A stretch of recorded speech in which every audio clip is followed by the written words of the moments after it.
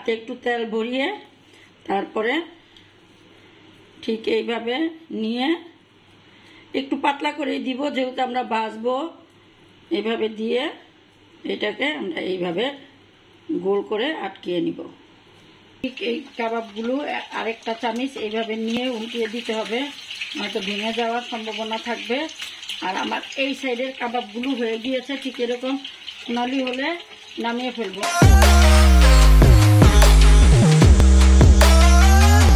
আসসালামু আলাইকুম ভিউয়ার্স, আমি আরেকটি রেসিপি নিয়ে হাজির হলাম। এখন তো কুরবানি ঈদ গেছে, সবার ঘরে গরুর মাংস আছে।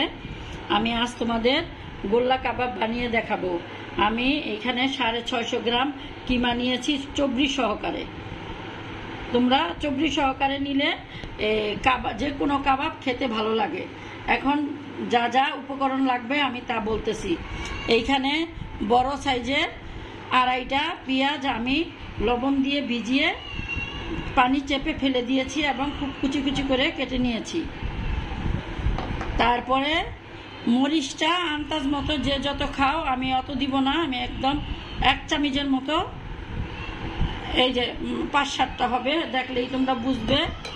দিয়ে দিব 1 চামচ মাস্টার সস। তারপরে দিয়ে দিব 2 টেবিল চামচ মিষ্টি দই, কিন্তু এটা একটু টক টক, এই জন্য এটা আমি ব্যবহার করতেছি।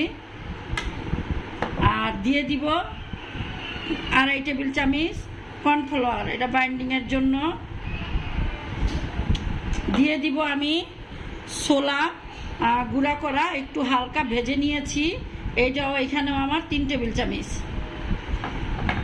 আর এইখানে আছে 2.5 টেবিল চামচ পুদিনা পাতা আর ধনিয়া পাতা।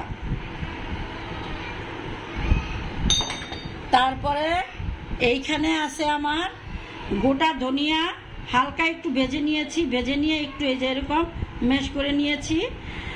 1 চামচ গোলমরিচের গুঁড়া। আর এইখানে আমার আছে হইলো একটু 6 থেকে 7টা লং আর একটুখানি জয়ত্রী আমি গুঁড়া করে নিয়েছি। 1/2 চামচ আনাম জিরা। আর এইখানে হইলো কালো এলাচ 2টা, আর ছোট সাইজের 1/2 ইঞ্চিও হইব না, ছোট সাইজের একটু জয়ফল আমি গুঁড়া করে নিয়েছি। চিলি ফ্লেক্স নিয়েছি আমি 1.5 চামচ। আর 1/2 চামচ নিয়েছি আমি হলুদের গুঁড়া। 1.5 চামচ নিয়েছি আমি রসুনের গুঁড়া। 1 চামচ নিয়েছি আমি আদার গুঁড়া। আমি সবগুলো উপকরণ এখানে দিয়ে দিব। এই ক্ষেত্রে কাবাবের ক্ষেত্রে গুঁড়া মশলাটাই ব্যবহার করা ভালো, বাটাটা পানি ছেড়ে দেয়। আমি এখন লবণ দিব না, যেহেতু আমি পেঁয়াজটা লবণ দিয়ে রেখেছিলাম, লাগলে আমি পরে দিব। আর আমি 1 টেবিল চামচ ঘি দিয়ে দিব। ঘি দিয়ে এখন আমি এই উপকরণগুলো সুন্দর করে মেশাবো। আমার হাতটা ধোয়া আছে, আমি হাতটা দিয়েই সুন্দর করে মেশাবো। যদি লবণ লাগে আমি লবণ দিয়ে নিব। এইখানে আমি তাও 1 চামচ, পুরা না, 1 চামচের থেকে একটু কম লবণ আর এরকম একটা লেবুর রস নিব। নিয়ে আমি সমস্ত উপকরণ ভালো মতো মিশিয়ে ভালো মতো ঢাকনা দিয়ে 1 ঘন্টার জন্য রেস্টে রেখে দিব। আমি 1 ঘন্টা পরে ফিরে আসলাম। আমি একটু কয়লার ধোয়া দিয়ে দিয়েছিলাম একটু বারবিকিউ ফ্লেভার আসার জন্য। এখন আমি গোল্লা কাবাবের শেপ দিব। ঠিক এরকম একটা পাইপ বা তোমরা একটা পেন্সিল বা কাঠের যে কোনো একটা জিনিস নিতে পারো। এইভাবে হাতে একটু তেল ভরিয়ে তারপরে ঠিক এইভাবে নিয়ে একটু পাতলা করে দিব, যেহেতু আমরা ভাজবো। এইভাবে দিয়ে এটাকে আমরা এইভাবে গোল করে আটকিয়ে নিব। দেখো সুন্দর করে এটা নিয়ে এখান থেকে আমি আরেকটু দেই।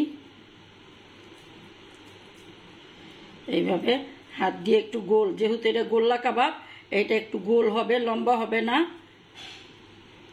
এই যে এইভাবে করে সুন্দর করে একটু চেপে চেপে দিতে হবে, না হলে ফেটে যাবে।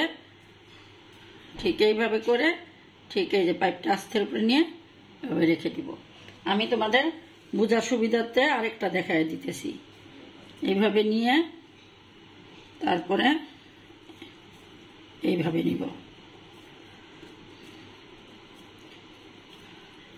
এইভাবে। এই তো নিয়ে আমি একে একে সবগুলো গোলা কাবাব বানিয়ে তারপরে তোমাদের কাছে ফিরে আসবো। এই যে দেখো, এই যে সুন্দর টান দিলে এরকম হয়ে যাবে। এই যে ছেদরি থাকবে। আমি সবগুলো কাবাব বানাই, তারপরে ফিরে আসবো।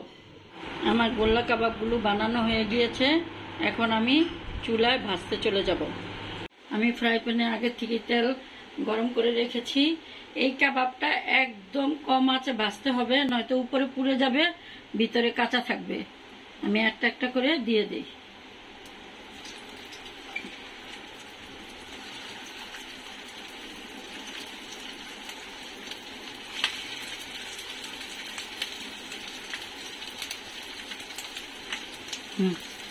এক সাইড বাদামি হওয়ার পরে আমি আবার উল্টিয়ে দিব। ঠিক এই কাবাবগুলো আরেকটা চামচ এইভাবে নিয়ে উল্টিয়ে দিতে হবে, নয়তো ভেঙে যাওয়ার সম্ভাবনা থাকবে। আর আমার এই সাইডের কাবাবগুলো হয়ে গিয়েছে, ঠিক এরকম সোনালি হলে নামিয়ে ফেলবো। আমি সবগুলো কাবাব বানিয়ে তোমাদের পরিবেশন করে দেখাবো। আমার গোল্লা কাবাবটা বানানো হয়ে গিয়েছে। তোমরা যে কোনো সস দিয়ে গরম গরম এই কাবাবটা খেয়ে দেখো, ভালো লাগবে। ভালো লাগলে আমাকে লাইকস, কমেন্টস এবং সাবস্ক্রাইব করে আমার পাশে থেকো। আল্লাহ হাফেজ।